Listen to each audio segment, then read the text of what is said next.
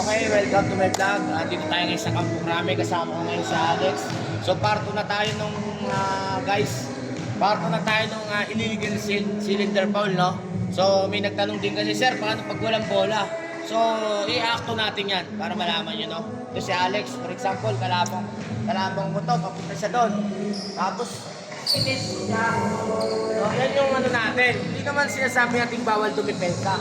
Pero halos hindi na siya makatakbo, no? Ano, dapat tatawag talaga yung referee dyan. So, paano tatawagin yan? Siyempre, yan yung isang sample ng illegal cylinder foul, no? So, may pito tayo para sigurado tayo sa mga beginners makita nila, no? So, foul talaga yan. Kung wala pang penalty, direction of play. Pag penalty, 2 shots na tayo. So, ang signal natin dyan, for example, number 8. Number 8, no?